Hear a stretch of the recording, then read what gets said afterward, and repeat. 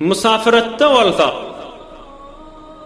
musafiratda şu aydılacak meseleler fıkh Hanefi Hazreti İmam Azam Ebu Hanife radıyallahu anh'ın mezhebinin görürüne.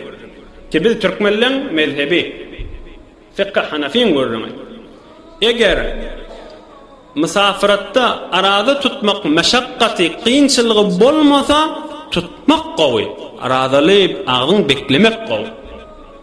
Emma meşakkat, kıyınçılık, horçılık boljak bolsa açmak qowy. Biz bir näçe zatlary ýaddaş etipdir. Arada tutmasaň da ejazat bar. Bir musafirat boldy.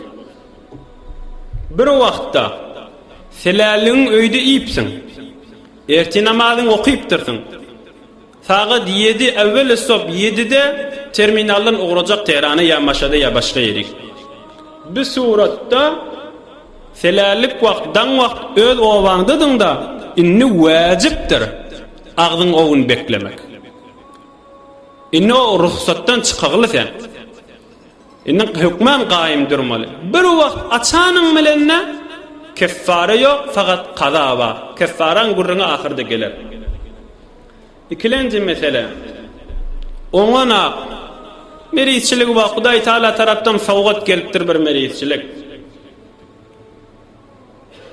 Selälikden öňçe oňmadyk bolsun, selälikden soňram oňmasyn. İkisi deňdir ha. Akşamdan oňana erti tutup biljekdir. Ya tutupdyr saat 8-9'dır açmasa boljak der. Ya bir pezeşke mahir musulman, bir ökte musulman dükter, sen açmalı deyiptir. Ya mesela tengi nefesi var, sen ispiri istifade etmeli deyiptir. Ya her gün hükmen şu günnüydün içinde bir kidana kurs atmalı deyiptir. Hudaý Taala hud Kur'an-ı Kerim'de icade verdi. Fa'iddetun min ayyamin ukhar. Başka vurgullerde tutan deyiptir. Emma soňram da hiç wagtda açylmak umydy ýok boljak bolsa, onda fidye vermeli. Fidye diýende her günüň tarapyndan baş fitre miqdar 1 kilo 600 gram ýa-da 2 kilo buğday ýa buğdaýyň pulunu vermeli. Ýene bir agdyň açanyň müşkili ýok. Göwreli bolmak bir denana, göwresinde çağı bar. Tutsa da bolýaha. Emma pezeşke musulman dükter aýdypdy, sen çağaňa ya öýüňe zereri boljak. Ya helakat ya bir gatym meriçilik boljak. Ya süýdinjekkä. O direk bir kynçylykly bolsa, şeriaty öýden şeýli pard arada da bolsa, şu taýnaçyly da aýdyp goýupdyr. Göwreliden ana bolsaň, soňram qadaýda gadypdyr. Göwreliden ana bol, ay men şmal pul jadyň berasam, soňram da qada barmy? O gurrun agdama. Sen soňram tutup biljek, pul verme gurrun ýok. Pul verme gurrun bir adam ömrü tünçe tutup bilmejek bolsa. Jawan gelin, men ne pul jadyň berajak diýär. Ýok, pul verme ýok. Pul verme ömrü tünçe tutup bilmejek bolsa. Dagyk ýatdaş etip goýýardyň. Näçe gün galypdyr?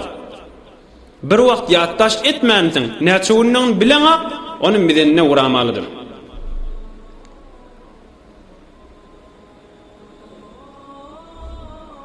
Denanalyň uzurly günne düşmegi. Adat bolýan günleri. Ya bir çağa dünýäge gelip ondan soňra iňi napak bolsa. Bularda da agdyny açyp dagyk günlerini bellep soňra qadasyny hökmen almaly. Bir wagtda denanalar şol adatyň öwüne geçýän kursdan istifade etseler, eger kurssa bedenine zereri ýok bolsa, taýinki adat görmeýin, we bahem şu qılgyllyk bilen tutaýyn diýse, ulamalar şeriatda müşkili ýok diýip aýtýarlar.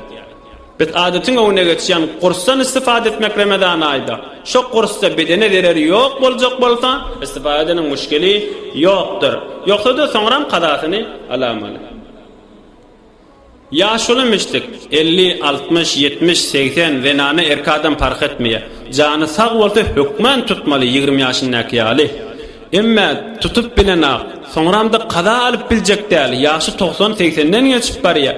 Ola her günden çürüýüm bir baş fitre miqdar 1 kilo 600 gram ya 2 kilo buğday ya buğdayın pulunu vermelki ona fidye deyiliyor.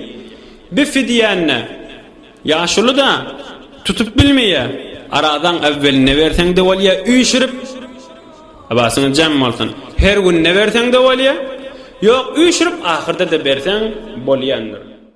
أتيتك ربي بقلب سقيم وذنب كبير ووزر عظيم أتيتك أرجو إلهي رضاك